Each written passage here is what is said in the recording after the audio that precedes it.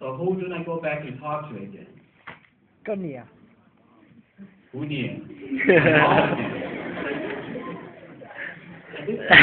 My father and the dad and mom, my counselor say that I may not be able to become a physician because I couldn't speak good enough English. And my father said,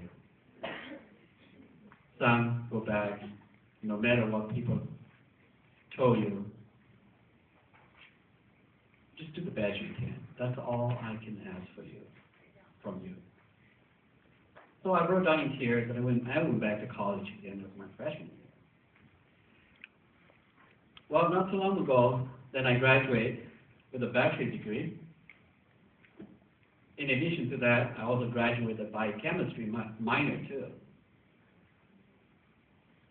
And then I go, geez, if I were to listen to somebody controlling my life, I may not be in this stage.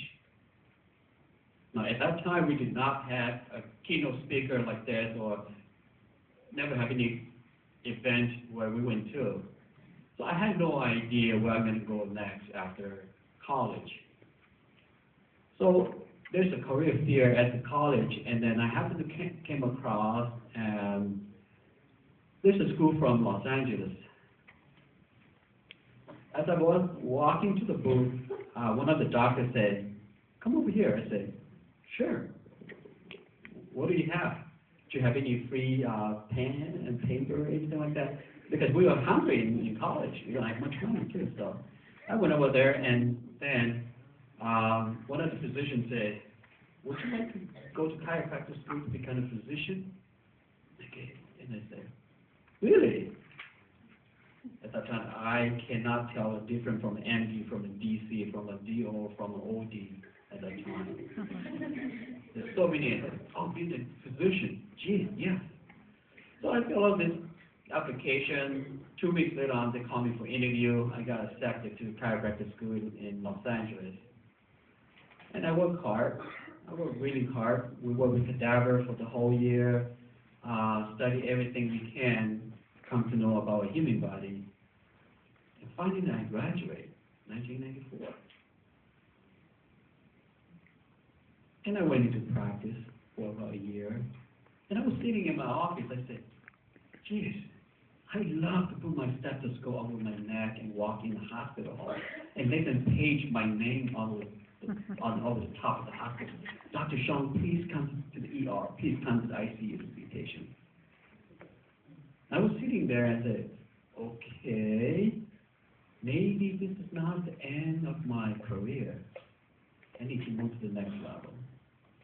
So I went back to medical school, repeated most of the class at medical school. And sure enough, I graduated with a MD degree, medical doctor degree in 2000. Now, it was not easy. It was hard for me to do that. A lot of obstacles that I have to overcome. Have you guys been to Alaska? Yeah. I spent one whole year in Alaska walking through the snow. Climate was temperature is minus 32. And walking to the hospital, to the emergency room in the middle of the night, being paged there. It's not easy, but it's doable. Medicine is created by humans. It's not created by the Bong used to say, it's not created by evil spirit. It's created by humans. It's doable. With that, we were just in California last week. Okay. I went back to visit my university, Concordia University, Irvine. Sure enough, I came across.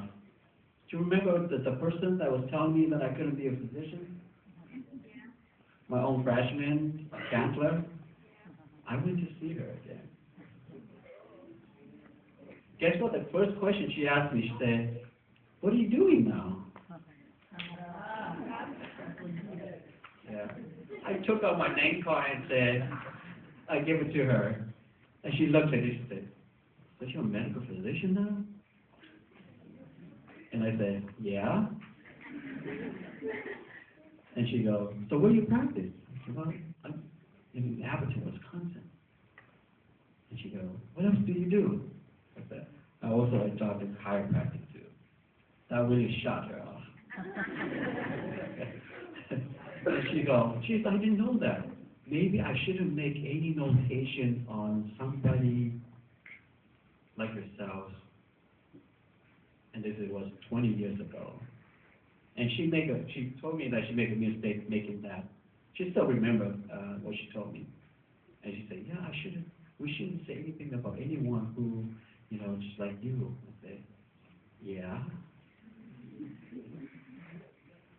So the thing is,